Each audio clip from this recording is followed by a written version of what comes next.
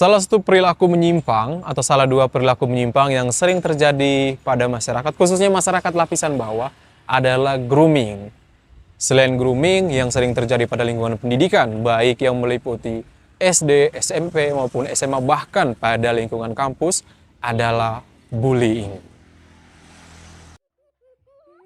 Bullying menjadi salah satu fenomena yang sering kita jumpai di tengah masyarakat. Namun sebagai masyarakat, kita perlu tahu apa esensi dari bullying itu sendiri. Kata bullying berasal dari bahasa Inggris, yaitu bull yang berarti banteng. Namun secara etimologi, kata bully berarti penggertak, orang yang mengganggu orang lemah.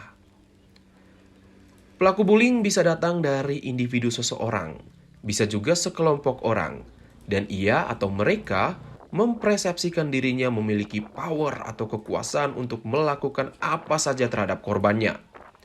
Sedangkan korban juga mempersepsikan dirinya sebagai pihak yang lemah, pihak yang tidak berdaya, dan selalu merasa terancam oleh para pembuli.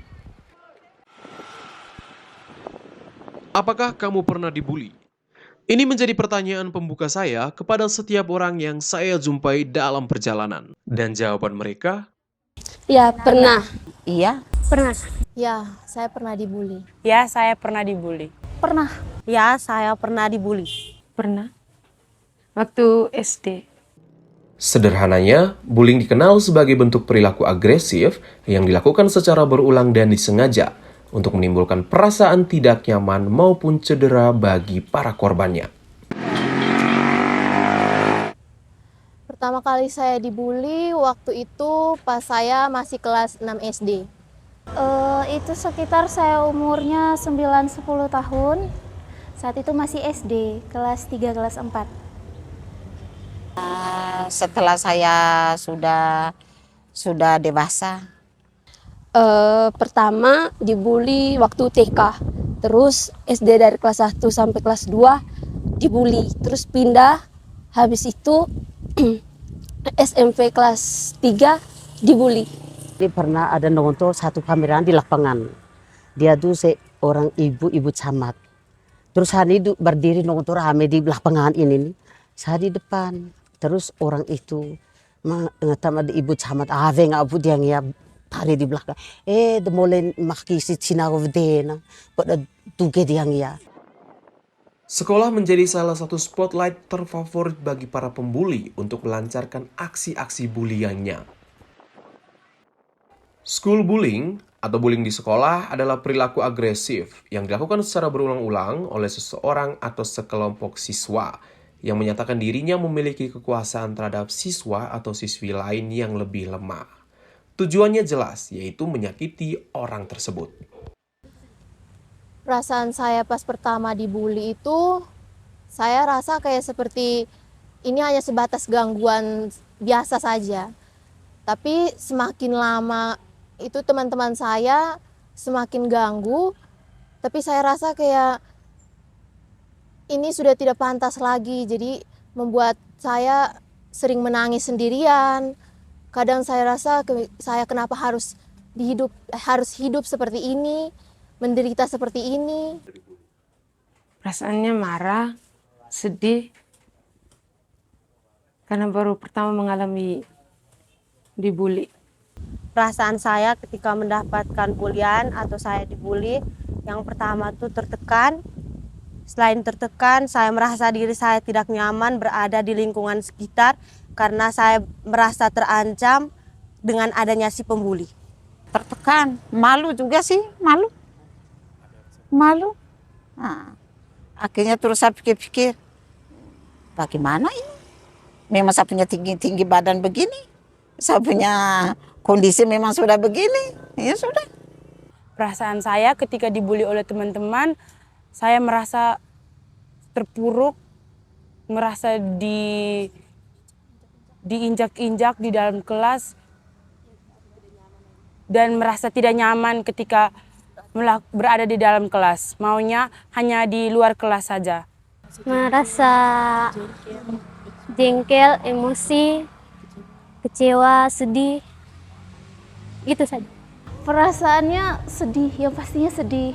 Sedih terus jadi minder. yang saya pikirkan pertama kali pada saat dibully, bahwa saya tidak pantas berada dalam lingkungan tersebut, dan saya merasa bahwa diri saya tidak pantas diterima oleh orang lain karena kekurangan saya sehingga saya dibully. Rasa-rasa saya itu macam hina sekali. Terhina benar-benar saya, aduh Tuhan. Saya terus dia tarik saya, duki dia logo nah. Aduh Tuhan, saya rasa sakit hati sekali. Di depan ini nih. Aduh, apakah saya nih manusia tidak berguna kah? Saya tanya saya berdiri sendiri. Kok macamnya saya rasa macam kecil hati. Kecil kayak aku beku deh kayak romok deh. Saya pikir tuh waktu itu tuh. Sejauh ini ada 4 jenis bullying yang sering kita jumpai di tengah masyarakat. Jenis bullying pertama yang sering kita jumpai di masyarakat adalah bullying fisik. Jenis bullying ini biasanya ditandai dengan penindasan secara fisik, seperti contoh memukul, mencekik, menyikut, dan lain sebagainya. Bullying yang kedua adalah bullying verbal. Jenis bullying verbal ini biasanya ditandai dengan kekerasan verbal dalam bentuk penindasan paling umum yang sering digunakan, baik oleh anak perempuan maupun oleh anak laki-laki. Penindasan verbal dapat berupa julukan nama, celaan, fitnah, kritik tajam, penghinaan, dan lain-lain. Jenis bullying ketiga yang sering kita jumpai di tengah masyarakat adalah bullying relasional. Jenis bullying ini adalah pelemahan harga diri si korban penindasan secara sistematis melalui pengabaian, pengucilan, pengecilan, ataupun penghindaran.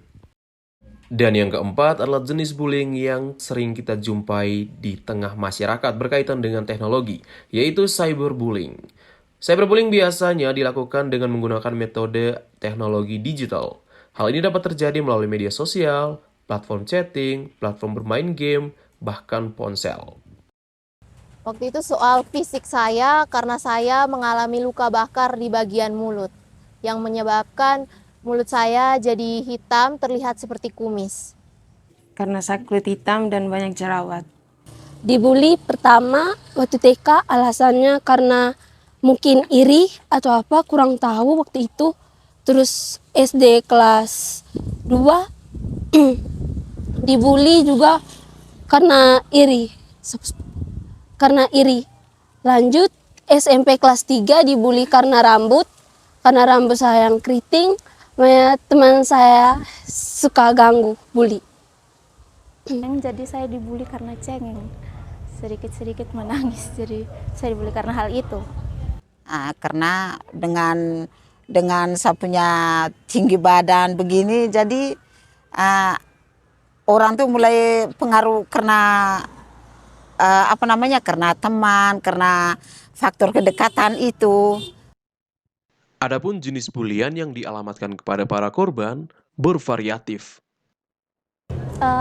Saat itu dalam bahasa daerah mereka membuli saya dengan kata-kata jangan teman dengan saya, jangan teman dengan Yana, Yana itu lala. Dalam bahasa daerah ND, lala itu artinya cengeng, cepat menangis, begitu. Mereka mengejek saya, katanya kau tuh terlalu hitam, rambut keriting, jerawat banyak lagi. Kamu tuh rodu, kau berambut tuh beda dari yang lain, dan kau berambut tuh sulit sekali untuk disisir. Semekot itu 1 meter kotor toh. Akhirnya terus sampai sekarang kadang tuh mereka tuh panggil saya Meko, ya sudah terima saja. Begitu. Waktu itu pas kelas 6 SD, pas saya dibully, salahnya saya karena tidak pernah memberitahu ke guru ataupun orang tua. Jadi masalah itu hanya saya pendam sendiri sampai sekarang. Saya takut menceritakan kepada orang tua, yang pertama dengan alasan saya takut orang tua merasa beban dengan keberadaan saya di sekolah.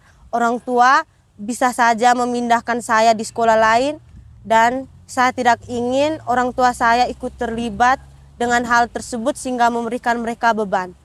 Jujur waktu SMP, SD, dan TK SD itu saya tidak pernah melaporkan pembulian itu kepada kedua orang tua, baik kepada keluarga, lingkungan sekitar juga tidak pernah. Tapi waktu SMP ketika mendapat bully, saya biasa bercerita kepada teman-teman. Ya, saya melaporkan kejadian bully ini kepada wali kelas karena saya rasa bahwa ketika saya melaporkan ke wali kelas mungkin bisa menindaklanjuti kejadian ini. Berdasarkan cerita para korban, kita tentu tahu bahwa tidak semua kasus bullying dapat diceritakan kepada orang sekitar termasuk keluarga. Pihak sekolah tentunya mengambil peranan penting dalam memberantas perilaku bullying yang terjadi dalam wilayah dunia pendidikan. Tindakan sekolah terhadap pembulian ini, sekolah memberikan penegasan lebih lanjut kepada siswa yang sering membuli karena itu bisa mengakibatkan gangguan mental kepada seseorang dan bisa mengganggu aktivitas belajar atau bisa menjadi beban bagi seseorang yang dibully. Solusi dari sekolah harusnya mengadakan setiap 1 kali seminggu tentang edukasi tentang bully kepada anak-anak, mengingatkan bahwa anak-anak supaya jangan mengejek satu sama lain, memberikan penegasan kepada anak-anak supaya jangan menindas satu sama lain. Peran sekolah terhadap pembulian, yang pertama, sekolah memberikan edukasi secara khusus kepada siswa dan siswi agar menghindari bully dan tidak melakukan bully. Yang kedua, sekolah memberikan sanksi atau hukuman kepada pihak yang melakukan pembulian dan memberi tindakan yang tegas kepada para pembuli. Sebagaimana penuturan para korban, fenomena bullying terjadi di sekitaran mereka. Untuk saat ini saya pernah melihat dan merasakan langsung kasus pembulian di sekitar saya, terlebih di sekolah saya secara langsung menyaksikan pembulian kepada seseorang. Berdasarkan pengalaman yang mereka rasakan, pada akhirnya para korban punya sesuatu untuk dibagikan kepada kita semua. Sebaiknya sebagai manusia itu tidak perlu melihat satu sama lain dan mengejek satu sama lain hanya karena fisiknya. Karena fisiknya yang cacat, yang beda dari yang lain, itu sebaiknya tidak usah karena akan membuat yang dibully itu mentalnya terganggu dan tidak bisa melanjutkan aktivitasnya seperti biasa. Jangan pernah membuli seseorang karena kita diciptakan oleh Tuhan itu sama. Jadi hendaknya kita tidak boleh menilai makhluk lain. Yang boleh menilai hanya Tuhan. Saya berpesan semua kita manusia di dunia, siapapun dia, kita adalah manusia sama. Stop membuli karena itu akan membuat seseorang menjadi tertekan dengan apa yang dilakukan oleh pembuli. Untuk teman-teman, jangan suka membuli orang lain karena belum tentu kita tuh sempurna. Stop membuli karena membuli dapat mengganggu mental seseorang. Saya kalau dari saya tuh mah, karena kami ini sudah mengalami yang bully itu tadi, DI itu tadi, pura-pura kata-kata yang bilang yang keluar dari mulutnya itu tuh kata mendukung, kata dukung, tetapi kena surat DI nah, tapi sambil mengejek tuh, itu saya hanya bilang saya bilang kau patah kena. Kalau memang dari hati kau keluarkan kalimat itu yang dengan hati, dengan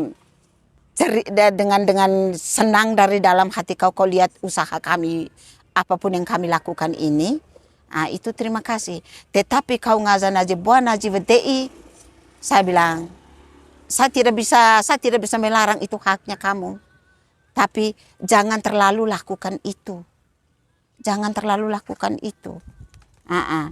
Sebab apa yang ucapkan itu bisa kembali pada diri. Jangan terlalu lakukan itu. Saya kalau misalnya anak atau suami, terlebih bapak tua, kalau orang selalu DI, saya juga sakit hati itu sebentar. Ini kadang saya dengan orang saya hanya lihat begini. Saya hanya lihat saja, saya sakit hati, saya malu. Itu nanti sampai di rumah sebentar baru saya omong, saya punya suami, saya punya anak. Tidak usah dekat-dekat lagi dengan mereka itu. Pada akhirnya, saya dan kita sepakat bahwa bullying adalah perbuatan tercela dan tidak dapat dibenarkan. So, Say no to bully. Say no